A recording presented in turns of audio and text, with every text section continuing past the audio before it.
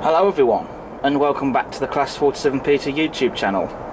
And today I'm going to be taking a look at the Hornby LNER Class D16 in LNER Apple Green livery named Claud Hamilton.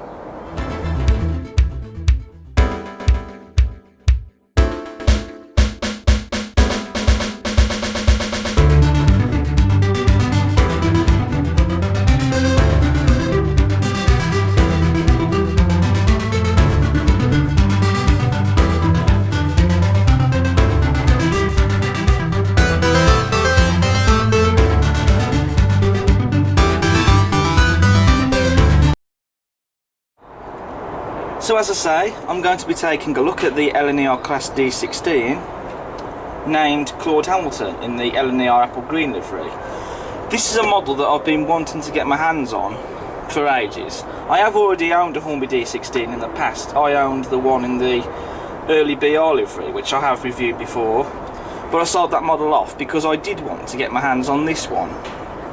However, by the time I did go out to look for one, I pretty much missed out on them because they were sold out everywhere. So it was a case of waiting to see if one would turn up for sale. And at the beginning of this week I saw this particular one come up on eBay brand new and unused, and so I snapped it up and here it is. So without any further ado, I'm going to get this unboxed and we're going to get it down on the layout and have a look.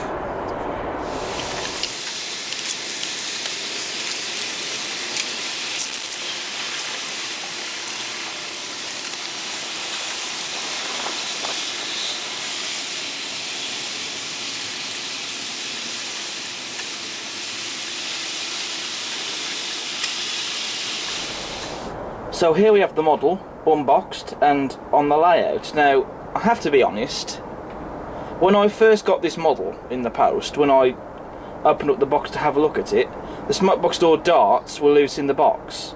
And it was just a case of getting some tweezers and just basically pushing the smoke box door darts back into the hole so they're in nice and tight. And there's no other missing detail parts or bits that had to be glued back on again. And to be honest, this is something that could have happened in transit, because that does happen. And there's no damage done to the smoke box door darts either. Apart from that though, that one little thing, it's still otherwise in pretty much mint condition. No quality control issues otherwise apart from that. And out of the box it runs like a dream, as we'd expect it to, straight out of the box. And you know, to be able to own this model in this livery, it's just fantastic, because I have been after this particular model for quite some time and now I finally got it. So we're going to make a start with the detail. So first of all, we do have sprung metal buffers as standard on this model and on most models that you see released in RTR. We have a dummy coupling hook on the buffer beam, though on some models I have actually took that out and put a proper drawbar coupling in, a dummy one, so I might do that with this model. On the buffer beam though, we do have some very nice detail. It's been nicely painted and you got some nice white lining, and the loco's running number 8900 crisply applied there.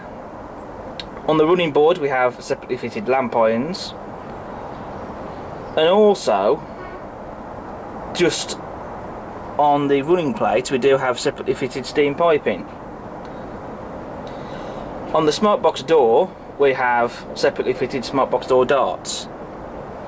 We of course also have a separately fitted lamp iron on top. And also I do love this rim on the smoke box door that's been painted into a chrome colour, and I think that looks really nice. It might actually be worth at some point possibly painting the smoke box door darts to match, but I quite like it as it is actually. You have a separately fitted metal handrail on the boiler. You've also got these outer steam pipes, or chests even. And you also do have some nice rivet detail here as well, and that looks rather nice. We have glazing in all of the cab windows, And we have separately fitted whistle and safety valves. By looking at it, it looks like the safety valves are made out of turned brass, although I could be wrong. The whistle though definitely looks to be just painted, but it still looks rather nice though.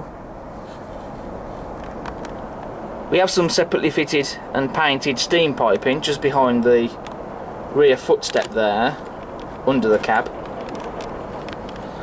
We do have some visible daylight under the boiler. There isn't any inside motion detail there. Some might complain about that. I'm not too fussed with it, to be honest. You've got the Claud Hamilton nameplates, which are separately fitted, and they're fitted on top of the front wheel arch. And I know that these are just bits of plastic with the nameplates printed onto them, but they still look quite exceptional, I think. You possibly could find some extra nameplates from somewhere, possibly. So if you could fit them, if you could find some, then that's there for you to do if you want to. Who knows, it might be something I may do in the future.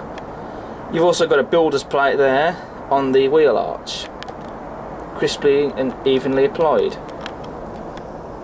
On the cab roof, which is not particularly exciting to look at, but you've got some nice rivet detail, and a cab roof vent as well. On the cab sides we have separately fitted handrails, and we also have these window extensions that stick out on the sides, which you can see. And then just have a look at the detail inside the cab. It's all there and it's all painted. The gauges, the regulator, the dials, etc. The only criticism I would have with this is there's no detail on the dials, as you can see. They're just being painted and there's no detail on those. But apart from that, the detail I think still looks fantastic. And you've also got the handbrake there as well. Moving on to the tender, so we have separately fitted handrails on the tender body.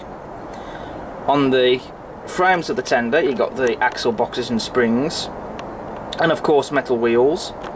And also just look at the lining as well. It's been very finely applied on the tender frames. In the tender we do have a removable plastic coal load.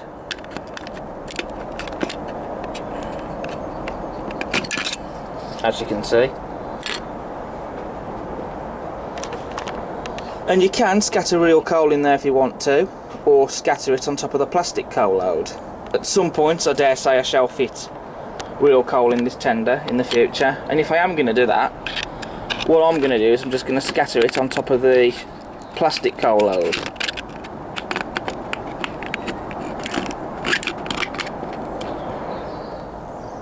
On the tender faceplate we have storage boxes for the crew to store various odds and sods in them.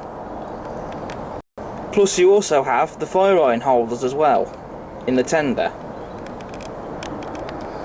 Moving on to the livery application now, which I think is absolutely stunning.